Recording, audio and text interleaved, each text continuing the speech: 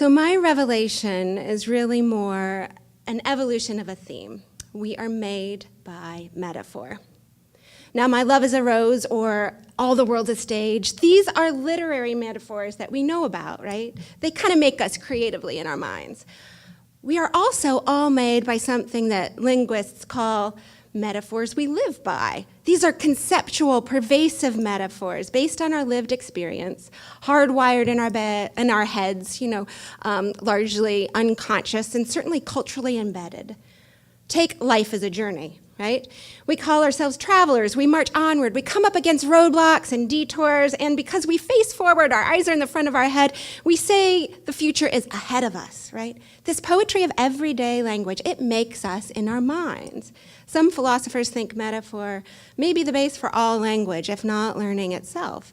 And poet Robert Frost once even said that metaphor is all there is of thinking. I find these ideas absolutely fascinating. But what I want to talk with you about tonight is how metaphor has made me on a personal level. I want to talk with you about metaphors I have lived by. And I want to highlight two capacities of metaphor. One, to create relationships between us and the world around us, and two, to lead to self-discovery. So, a first metaphor. In 8th grade, I was a grain of sand and a great blue whale. I wrote a poem, my mom sent it to me recently, titled A Prayer, which began with, I am but a grain of sand washed and pushed upon the shores, and ended with a plea that I may arise as a great blue whale in the sparkling mists. Now, this is dramatic. I know, this was 8th grade, right? But the metaphors here capture how I understood myself at the time, a tiny, inanimate thing subject to larger forces, and then how I wanted to become a large, animate force itself. There was movement in that poem and growth in the metaphors envisioned. In another example, when I moved to a brand new high school, I was Michelle Filiberty. I knew only one other person at this brand new school. How to navigate the unfamiliar social terrain, I looked for metaphors, personal metaphors, for people with whom I could share similarities. And I wanted to be like Michelle Filiberty, an upper-class woman. She was poised and kind to me. She was also valedictorian, student body president, and lead in the school musical. I imagined myself moving in her direction. Again, I was made by metaphor, by a mentor who was sort of a metaphor for who I wanted to become in human form. Years later, in graduate school in Seattle, I was an island. Okay, I lived on an island, and I commuted by way of ferry and bus, and more bus, and my legs to class. But islands are surrounded by water, of course, right? I was surrounded by water, and water became a transitional element for me as I rode the ferry back and forth, commuting between my identity as a newlywed dog owner above a health food store to my identity as a serious graduate student and teacher on a busy urban campus. Puget Sound would become a medium of symbolic rebirth for me, as I now call it my spiritual home. But the things my real island geography had, peace, environmental beauty, a close-knit community, those things have remained integral to my sense of well-being. And island commuting, that is having time to sort of detach and reattach, having a kind of moat, however small and fluid, between my work and home lives, it remains important to me today. Geography, then, can become a metaphor for us, can help us not just make sense of ourselves, but can indeed make us in very tangible ways. Now for a less tangible, more spiritual metaphor. The Christmas after I had my first daughter, I was Mary in the stable. For the first time, the nativity story made sense to me in a whole new way. For I wasn't seeing it from the perspective of the shepherds or the wise men anymore, but from that of a parent.